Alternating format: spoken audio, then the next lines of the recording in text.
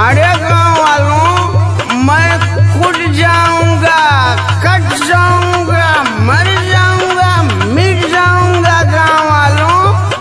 अब मैं भूल जाना और मेरी बीवी फूलकुमरिया को भी बोल देना कि वो भी मुझे भूलने की कोशिश करेगी।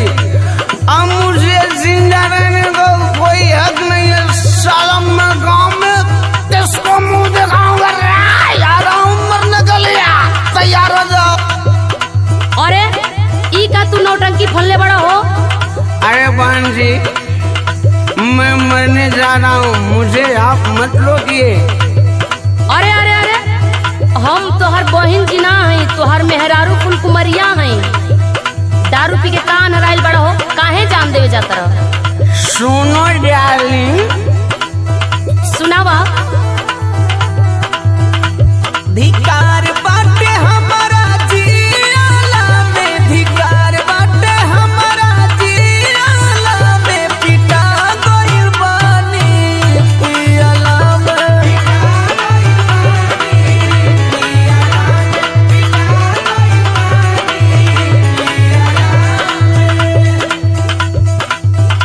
तू तो सुना लिहला, अब हमारो सुना।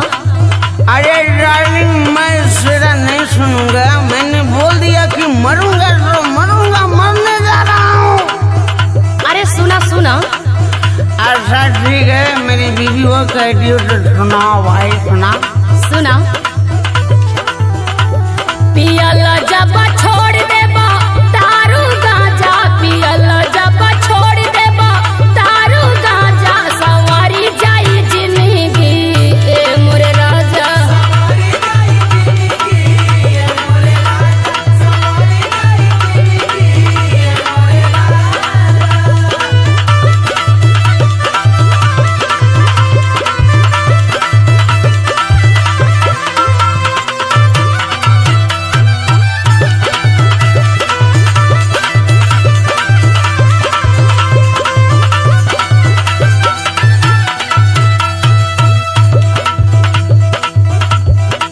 मेरी प्यारी डार्लिंग, तुम्हारा कहना सही है, लेकिन मैं समाज में मुंह दिखाने लायक नहीं न रहा।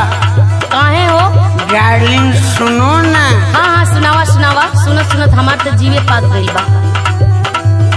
इज्जत गवाई हो, जियल ना जाई, भले मर जाइब नहीं छोड़ा पियाई।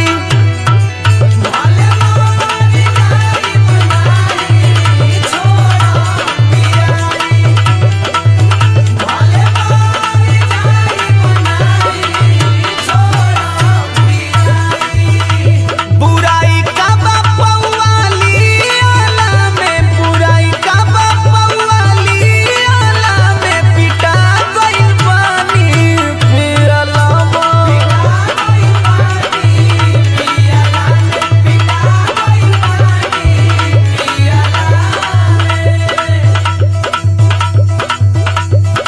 अच्छा तनी शांत मन कह के हमार बात सुनो।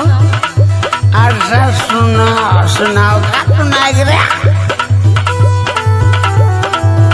पियाला में सैया हो का पगलाल, ओ भरी पिएला यही से हरदम खचाल। ओ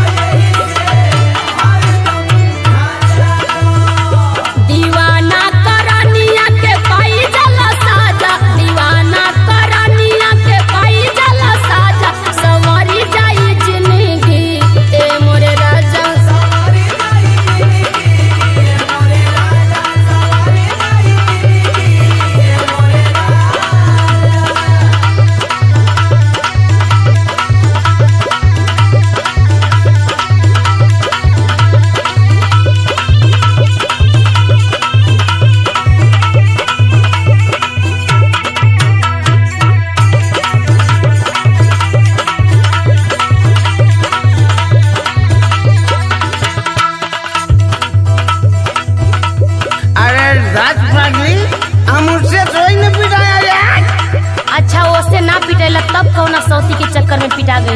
सुन, राज वाली बता रहे हैं, राज वाली बात है। सुनावा।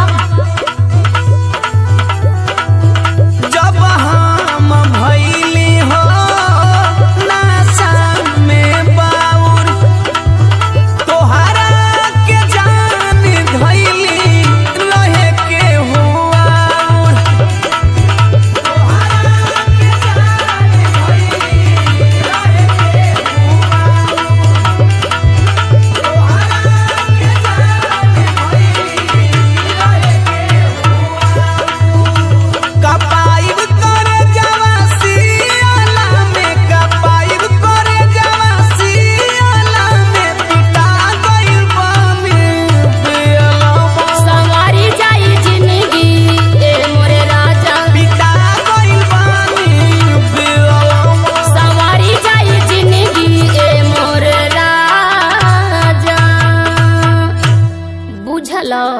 ना बुझल तो जा नाली में